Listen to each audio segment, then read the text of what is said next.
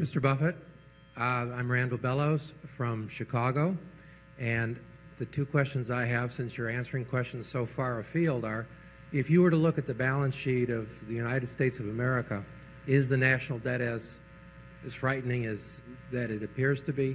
The net national debt is about, it would be about 60-odd% of GDP. Without counting unfunded pensions. Yeah, but also with a claim on the income, in effect, of future citizens, which also was an asset too that you could set up.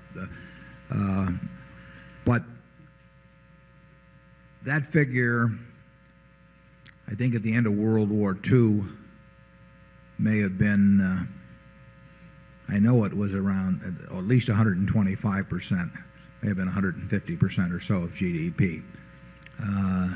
So we have sustained, now the interest rate on that debt was much lower. A lot of it was at 2.9% because that's what savings bonds paid. But that level of debt, which I don't advocate in relation to GDP, turned out to be quite sustainable. And as a matter of fact, it drifted down year after year for a long time until the early 80s when it started rising again. And now it's actually fallen a little bit in the last, the ratio of debt to GDP. There are a lot of measurements of how much debt is too much and all of that. But probably, I think that if I had to look at one single statistic, I would look at that ratio of just like I would look at a ratio of debt to income for an individual. Then you'd get into the question of the stability of the income and to whom it is owed. But I do not think that the level of debt relative to the economy is of anything that's of a frightening nature. I like the idea of it trending downward a little bit over time rather than trending upward. And if it keeps trending upward, it can get awkward, although I think in Italy it's close to 150% now. And you start getting to 150% and talk 8% interest rates, and you're talking 12% of GDP essentially going to interest. If you were to put a balance sheet of the country together, it's kind of interesting because you would have this $4 billion of net debt on the liability side, and you'd also have a lot of pension obligations, as Charlie mentions, on the liability side. But you got a lot of assets too. You've got a 35% profits interest in all the American corporations. I mean, the government, if it has a 35% tax rate, really owns 35% of the stock of American business. They own a significant part of Berkshire Hathaway. We write them a check every year. We don't write you a check every year, but we write them a check. We plow your earnings back to create more value for their stock, with in other words, the taxes they get. You're trying to cheer these people up. But what would you pay to have the right today to receive all the future corporate tax payments made by all the companies in the United States, the discounted value of it? You'd pay a very big number. What would you pay to have a right to take a percentage of the income of every individual that makes more than X in the United States, and also the right to change your percentage as you went along? That's a very big number too. So you've got a very big asset there, and you've got some very big liabilities too.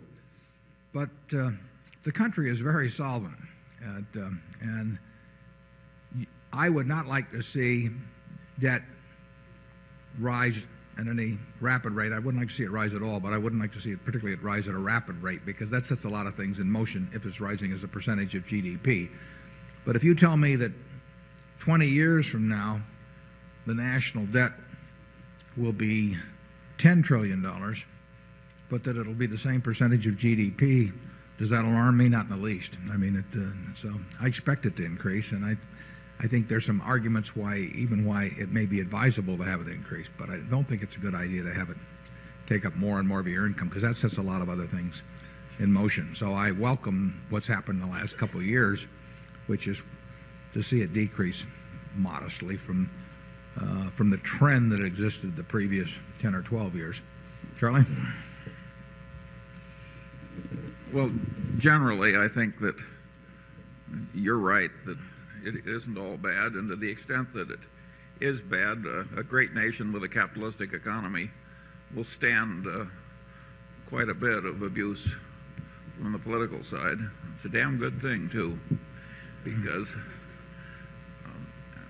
I don't think we should be terribly discouraged. If there's anything that's really going to do the country in, it'll be what I call a Serpico effect, where you start rewarding what you don't want more of, and it then just grows and grows and grows.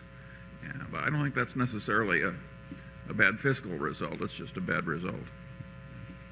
Berkshire owes $700 or $800 million or whatever it is now in debt, and then we have another $3 billion some afloat. But, you know, those numbers would have sounded very big to me 25 years ago, and yet, you know, we're one of the most conservatively financed operations you'll find.